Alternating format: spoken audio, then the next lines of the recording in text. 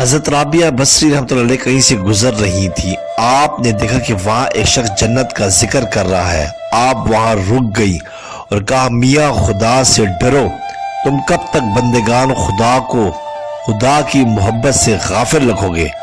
تم کو چاہیے کہ پہلے انہیں خدا سے محبت کی تعلیم دو اور پھر جنت کا شوق دلاؤ۔ اس شخص نے حضرت رابعہ بصری رحمۃ اللہ علیہ کی یہ باتیں سنی تو ناک چڑھائی اور غصے سے کہا اے دیوانی، جا اپنا راستہ لے۔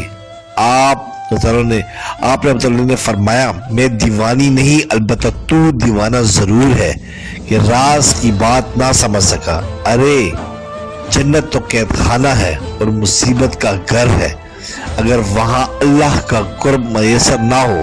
کیا تم نے حضرت آدم علیہ السلام کا حال نہیں سنا کہ جب تک ان پر خدا کا سایہ رہا تو کیسے آرام سے جنت میں میوہ خوری کرتے رہے، اور جس وقت ان سے خطا سرزد ہو گئی اور شجر ممنوع کا پھل کھا لیا تو خدا کی شفقت کا سایہ اٹھ گیا، تو وہی جنت حضرت آدم علیہ السلام کے لیے قید خانہ اور مصیبت کا گھر بن کر رہ گئی۔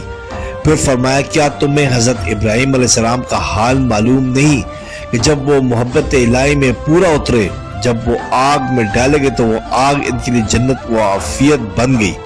بس پہلے جنت کے مالک سے محبت پیدا کرو، پھر جنت میں جانے کی آرزو کرو۔ اس جنت میں جا کر کیا کرو گے جہاں تم پر اللہ تعالیٰ کا سایہ ہی نہ ہو؟ اگر جنت کسی مشتاق کو ملے اور وہاں دیدار الہی نصیب نہ ہو تو ایسی جنت کس کام کی؟ اور اگر عاشقوں کو دوزخ ملے